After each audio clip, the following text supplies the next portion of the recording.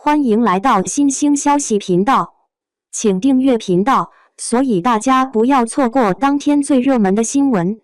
我们今天的时事通讯包括以下内容：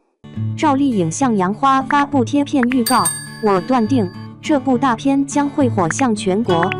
如果不是今年的春节档，恐怕在所有人的眼中，国产电影的票房上限就是57亿了。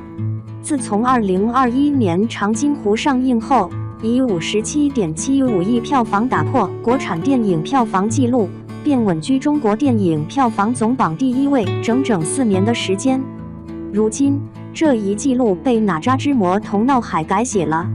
而这一次改写历史既让人意外，又无比惊喜，因为只用了短短8天的时间，哪吒之魔童闹海就已经拿下56亿的票房成绩了。按照这样的趋势，票房甚至有打破90亿的可能。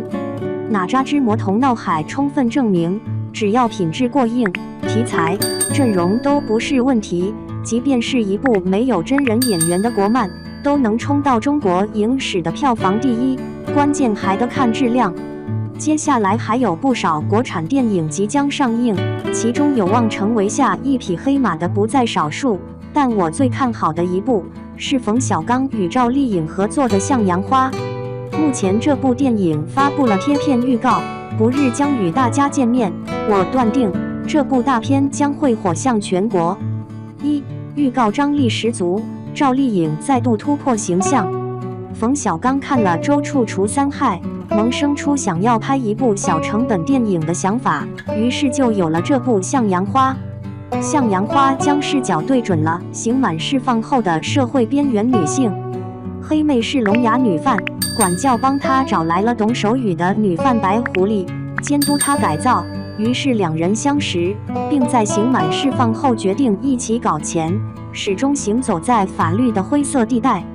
在管教的帮助下，两人最终挣脱了命运的泥沼，向阳而生。通过预告，能够最直观地感受到故事中的主人公是怎样的女性形象。白狐狸赵丽颖饰演出狱之后干过酒店里的保洁，也假装盲人端着破破烂烂的搪瓷缸在街上乞讨。28岁的她做着各种各样的工作。预告里还出现了白狐狸穿着打扮十分性感，招待客人后再拿钱的镜头，可见出狱后的白狐狸并没有走上正途。而最具冲击力的画面，莫过于白狐狸满身伤痕的在大街上奔跑，她的脸上到处都是伤痕，衣服也被扯得稀烂。在招呼客人的过程中遭受过怎样的虐待，不言而喻。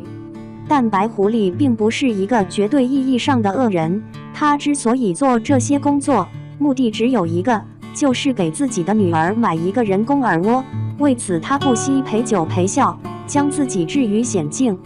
看完了预告，足以管中窥豹。这部电影不仅要讲以白狐狸为主的社会边缘人士怎样重新开始自己的人生，也讲一个母亲出于对孩子的爱，可以做出怎样的付出和牺牲。可想而知，有多少女性观众看到这样的角色会产生共鸣。预告中的赵丽颖也彻底颠覆了自己的形象，一头短发，穿着狱服，与日常中的状态判若两人。这样接地气的形象，足以让人刮目相看。预定影后，下一个大满贯巨星来了。除了能够通过预告看到影片讲述的故事以及人物设定之外，还能感受到赵丽颖的演技蜕变。虽说《幸福到万家》《风吹半夏》2部作品已经让赵丽颖完成了转型，也让她接连拿下了飞天视后和金鹰视后，但赵丽颖的大荧幕花路才刚刚开始。前有搭档肖央、刘烨的浴火之路，赵丽颖展现过绝佳演技，后有《向阳花》中饰演的更复杂也更多变的角色，越发考验赵丽颖的演技。但预告中的她逃跑时满眼坚定，入狱时眼神黯淡，万念俱灰，都让人很有代入感，可见赵丽颖的演技又提升了。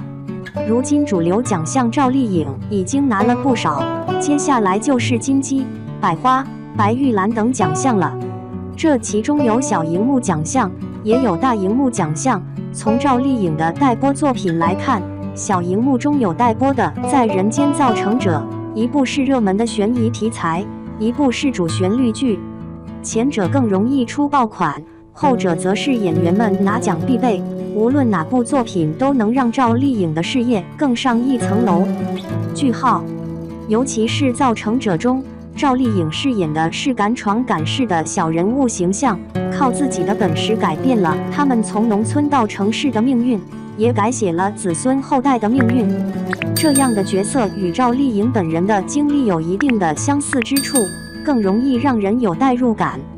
而这部剧的导演还是指导过《庆余年》以及与赵丽颖合作过《谁是凶手》的孙浩，编剧则是操刀过《大江大河山花烂漫时》的袁克平，又是爆款预定。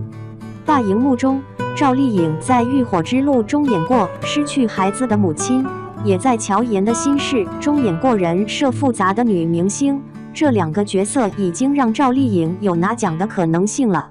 而待映的电影中，还有与章子怡合作的《酱园弄》，以及与冯小刚合作的这部《向阳花》。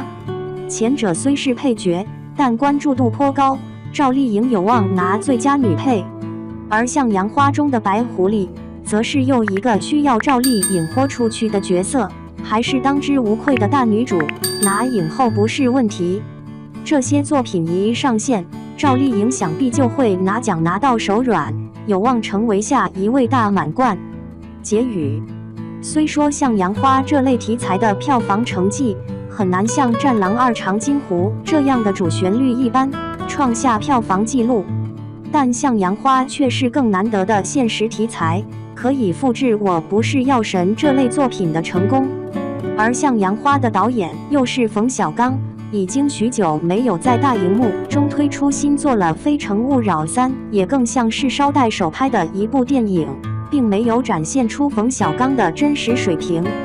向阳花对于冯小刚来说不算舒适圈，而是有所突破，可见冯小刚也是想要拿这部作品再挑战自己一下。加上赵丽颖这位顶流实力派，影片几乎没有不爆的可能，只看这部作品的票房成绩能否超出预期了。预测一下，你觉得向阳花能拿多少票房呢？